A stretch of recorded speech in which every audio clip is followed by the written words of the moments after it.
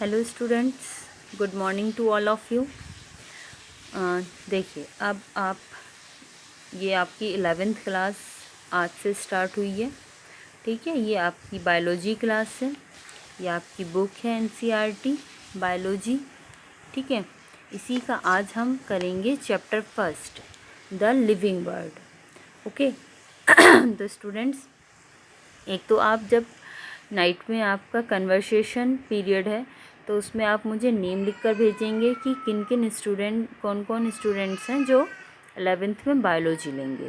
Okay, तो आपका ये लिविंग वर्ड चैप्टर स्टार्ट होता है। अब देखिए, लिविंग वर्ड क्या है? जो आपका हम मतलब नॉन लिविंग थिंग्स और लिविंग थिंग्स दोनों ही मिलके बनाती हैं लिविंग वर्ड। अब लिविंग वर्ड में जो लिविंग थिंग्स हैं तो आप कैसे आइडेंटिफाई करेंगे कि ये लिविंग है?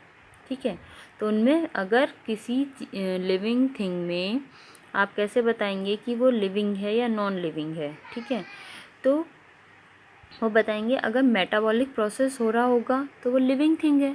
ठीक है, मेटाबॉलिक प्रोसेस आपने 10th में भी पढ़े हैं कि मेटाबॉलिक प्रोसेस कौन कौन से होते हैं, जैसे कि digestion, respiration, excretion, transportation.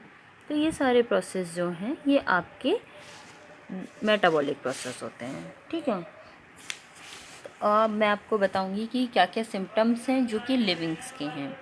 All living organism can grow.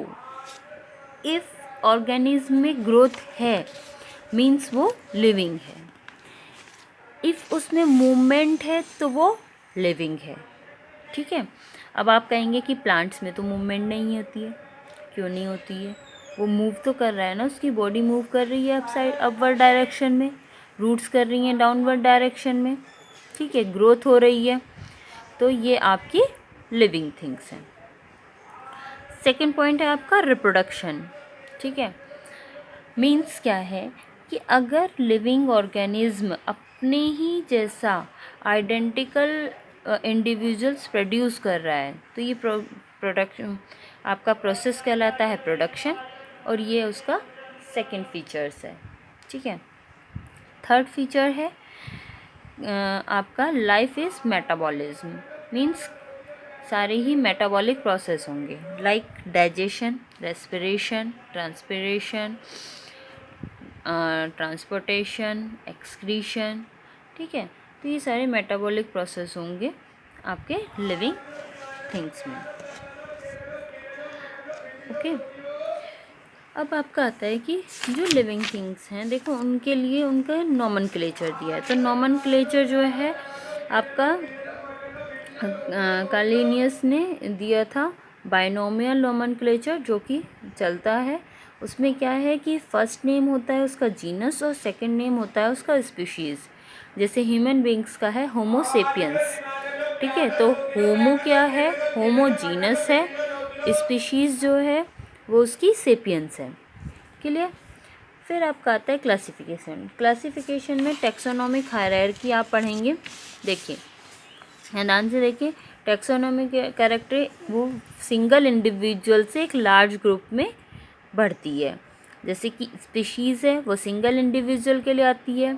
Same species मिलके एक ग्रुप बनाते हैं जिसको हम बोलते हैं जीनस। सेम जीनस मिलकर एक ग्रुप बनाता है जिसको हम बोलते हैं फैमिली। सेम फैमिली मिलकर मतलब सिमिलर फैमिलीज़ होंगी, उनका ग्रुप जो है वो कहलाएगा ऑर्डर। सिमिलर ऑर्डर मिलके बनाएगा क्लास। सिमिलर क्लास मिलकर बनाएगा एक फाइलम। और जो सिमिलर फाइलम होंगे वो मिलकर बनाएंगे एक किंगडम। ठीक है, तो फर्स्ट ऑफ ऑल देखिए, जैसे कि किंगडम है, हमारी जो पूरी यूनिवर्सिटी है उसमें आपका यूनिवर्सल है, उसमें आपकी 5 किंगडम क्लासिफिकेशन चलती है। 5 kingdom: Monera, protista, fungi, Plantae और एनिमेलिया। अब देखो, एनिमेलिया का ही एक एग्जांपल लेके बताती हूँ मैं कि एनिमेलिया में आपका स्पीशीज़ में एक बटरफ्लाई है, वो भी आपकी स्पीशीज़ है।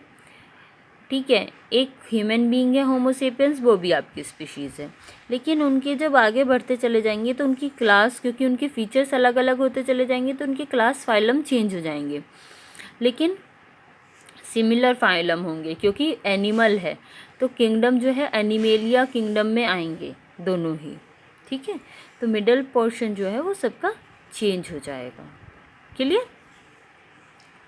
अब जैसे ऑर्गेनिज्म है, टेक्सोनोमिक कैटेगरीज, तो ये आपको मैं सेंड कर दूंगी, ये आपको लर्न करने हैं। ठीक है, मैन का है जैसे कि biological name, genus, family, order, class, phylum. Man का है होमोसेपियंस, इसका बायोलॉजिकल नेम है, होमोजीनस है, और सेपियंस स्पीशीज़ है। फैमिली है होमिनिडी, ऑर्डर है प्राइमेटा, क्लास है मैमेलिया, और फाइलम है कॉर्डेटा। ठीक है, जैसे हाउस फ्लाई है मस्का डोमेस्टिका, मस्का है उसका जीनस, डोमेस्टिका है उसका स्पीशीज़। ठीक है, फैमिली है मस्किडी, ऑर्डर है डायप्टेरा, क्लास है इंसेक्टा, और फाइलम है ऑर्थोपोडा। ठीक है, ये आप फाइलम देखिए आपने 9th में पढ़े हैं, तो थोड़ा सा इसमें जाने से पहले जब हम अब यहाँ पर हम फुली डिटेल्ड में पढ़ेंगे, ठीक है, तो आप 9th की बुक से थोड़ा सा अपना फाइलम जो है रिवाइज़ कर लेंगे, उनके बेसिक फीचर्स आप रिवाइज़ कर लेंगे। ठीक है, क्योंकि सारे फाइलम्स आपने वहाँ पर पढ़े हैं, ऑर्थोपोडा, सिलेंड्रेटा, नेमेटोडा, ठीक है, आपका कॉर्डेटा। ठीक, तो वो सारे आपके उनके फीचर्स जो हैं वहाँ से आप उनको रिवाइज़ करेंगे। मैं आपको नोट्स भेजूँगी, वो आप अपने नोटबुक में नोट डाउन करेंगे। ठीक है, आज इतना ही, फर्स्ट क्लास है, थोड़ा सा बेसिक नॉलेज मैंने आपको दी है, और ये आपका फर्स्ट चैप्टर में आपका बेसिक नॉलेज ही है। ठीक है, तो इसको आप पढ़ेंगे, जो आपने सारा 9th में पढ़ा है वही सब आपका इसमें है, इस वाले चैप्टर में।